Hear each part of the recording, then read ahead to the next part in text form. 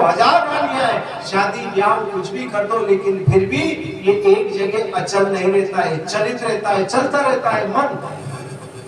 ये उसका अभिप्राय था। उसको सोच समझ के लिखने लगे, तब तक अपना कार्य पूरा करके व्यास जी वापस आसन पे आ जाते। लिख लिया? बोले हाँ। व्यास जी महाराज को फिर दूसरे दिन कार्य आया, फिर उन्होंने बोल दिया कि हिरण्यकश्यप जो राजा था, उसके मुकुट का अग्रभाग स्वर्ग को छूता था। गणेश जी ने कहा ये तो हो ही नहीं सकता, राजा का मुकुट का भाग स्वर्ग में टिकता था, इतना बड़ा तो हो ही नहीं सकता था। लेकिन व्यास जी झूठ नहीं बोलते, विचार करने लगे।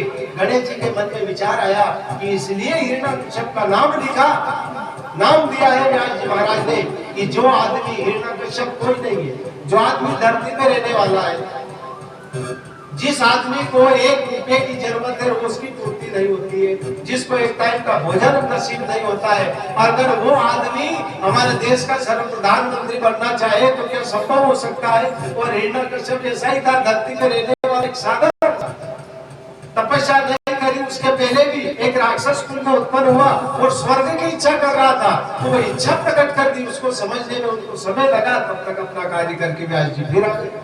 इस प्रकार से समस्त 12 स्कंदों का जितना भी श्लोक बना, सारे श्लोकों को व्यास जी ने बोला और गणेश जी महाराज ने अपनी लिखनी से पूरा किया। और पूरा करके जब विदा हुए, अपने धाम को गए, तो व्यास जी ने ग्रंथ बना लिया। लेकिन मन में सोचने लगे कि मैंने ये शास्त्र तो बना दिया जो भवसागर से लोगों को तार देगा, इससे पाप नष्ट हो जाएंगे, जीवन में कभी धन की कमी नहीं आएगी, कभी संतान की कमी नहीं आएगी, कभी ज्ञान की कमी नहीं आएगी, उसका लोक और परलोक सारे समझ जाएंगे, सुधर जाएंगे,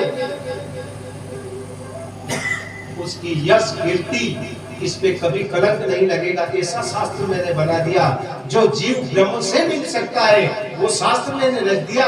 लेकिन मैं बूढ़ा आदमी हूँ, मैं तो लिख नहीं सकता, तभी तो मैंने गणेश जी को बुलाया। अब लिख दिया तो इस दिव्य शास्त्र की जो रचना करी, इसको प्रकाशित संसार में कैसे करूंगा? किस किस को जाकर के सुनाऊंगा? ये कथा मैं सुना नहीं सकता। और ये कथा ऐसी है कि इसको सुनाने के लिए योग्य आदमी की जरूरत है, हर आदमी इसको सुना नहीं सकता, हर व्यक्ति के बस की बात नहीं। इसके 1000 नियम है, श्रीमद् भागवत कथा के नियम है। और वो नियम मैं आपको बता दूं, भागवत में लिखा हुआ है, माध्यम की कथा कर रहा हूं। भागवत के यहाँ जाओ या किसी संत से मिलने के लिए जाओ तो शास्त्रों ने लिखा है, अगर हम सनातन धर्म के लोग हैं, हम मनुष्य जाति में जन्म लिया है, हम अच्छे कुल के लोग हैं, तो कभी भी खाली हाथ मत जाए।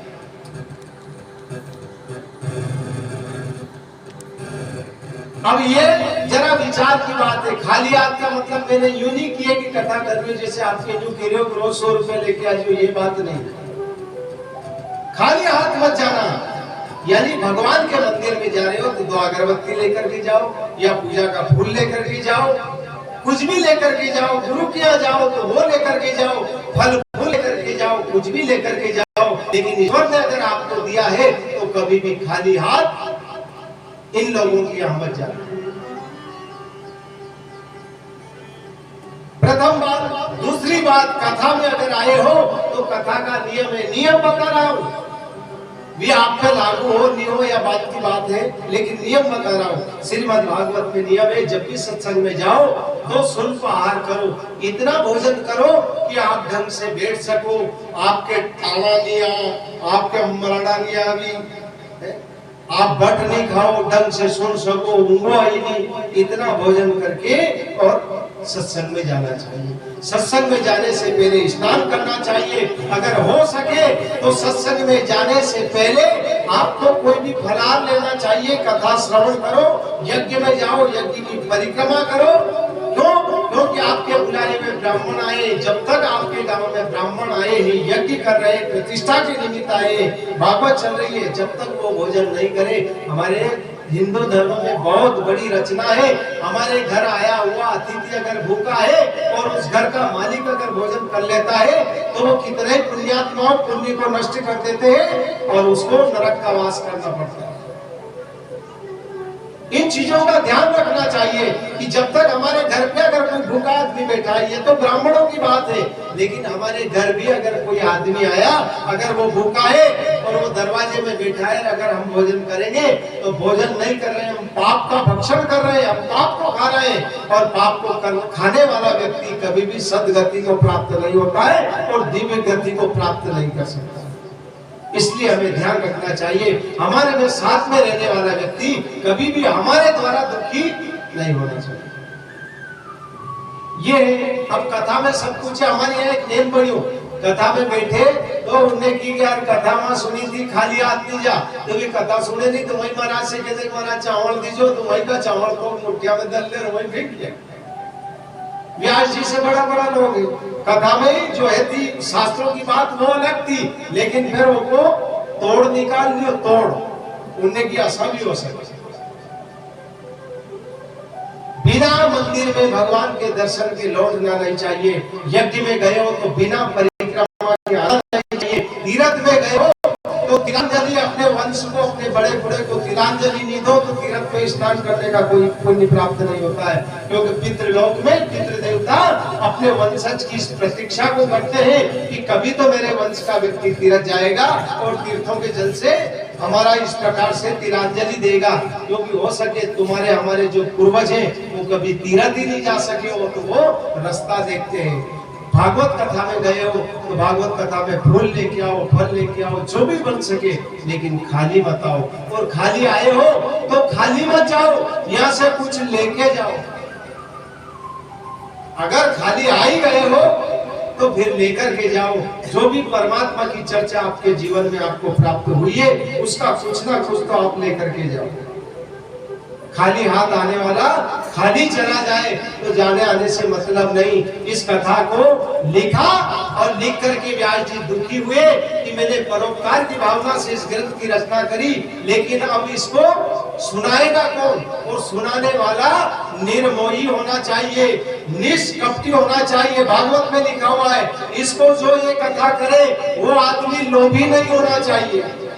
और आजकल कथा हमने देखिए, कथा बना ठेका से हो ही नहीं। ये मैं अपने मन से नहीं, श्रीमद् भागवत की व्यासपीठ पे हाथ धर के कह रहा हूँ। ये व्यास जी ने लिखा है कि जो ब्राह्मण इस मंच पे बैठ करके कथा का वाचन करता है वो निर्मोही होना चाहिए, वो आदमी लोभी नहीं होना चाहिए। हमारे भी हमारा गाँव में हुई थी बात सिरों के दल, उनने की हमारा पैसा बता दो खतरा है, मैं दे दोगा भी फेंका नहीं दोगा तो लांगा है। नहीं तो हमारे गांव में 75, 65, 50 हजार का लोग कथा कर गया है। तो कथा का ये मतलब नहीं, ये तो सरस्वती की माता की कृपा है कि उनकी आवाज अच्छी है, उनकी कथा की शैली अच्छी है। तो आवाज संगीत अपनी जगह, लेकिन सत्संग और परमात्मा की चर्चा अपनी जगह। भगवान की भक्ति तो सार्थक है, वो कोई जाति समाज नहीं देखती, कोई वाणी नहीं देखती है, वो तो अंतर आत्मा को देखती है। ये एक विषय अलग है। जो सत्य चीज है उसका यहाँ बैठने के बाद में ऐसा नहीं होना चाहिए कि हमारा जजमान है, अगर हमने भागवत का माध्यम से ओकी खोटी कह दी तो वो हमारे पैसा कम देगा। अगर इस भावना को रख के कथा करी तो हमारा पुण्य नष्ट होगा। भगवान की कृपा से उस जजमान का भी कभी उद्धार नहीं हो सकता। जिस जजमान को सामने बिठाया है उस जजमान के अंतर गुणों के अंदर अगर कोई खोट है तो सर्वप्रथम व्यासपीठ से उसकी खोट को निकाले। और यही कथा तो सुनने के लिए आप लोग आए। राजा परीक्षित ने जो गलती करी थी उस गलती को ही निकालने के लिए सुखदेव जी आए थे। उन्होंने किसी से घेराव प्रस्ताव थोड़ी किया था। और वहाँ कथा होती में फराड़ को भी नहीं, साउंड को भी नहीं तो। ये तो एक लोक रंजक है कि कथा दो प्रकार की होती है।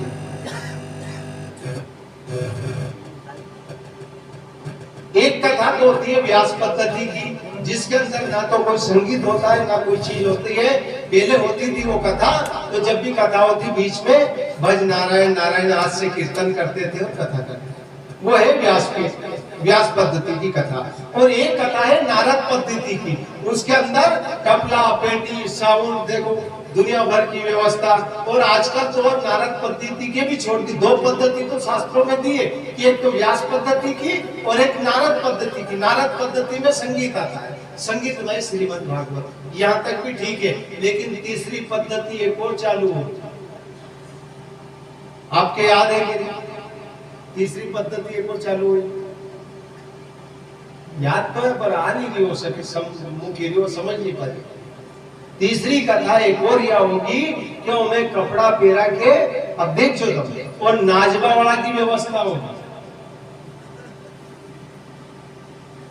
ये तीसरी पद्धति हमारे कलिकाल में चालू हुई, शास्त्रों में इस बात के लिए। और मैं इतना बड़ा पंडित भी नहीं हूं कि इसका देश विदेश में तर्क करूं, लेकिन तर्क नहीं तो अपने आप में सोच तो सकता हूं कि ये तीसरी चीज यहाँ बनी हुई है। ये पहले से प्राचीन काल से व्यवस्था नहीं है।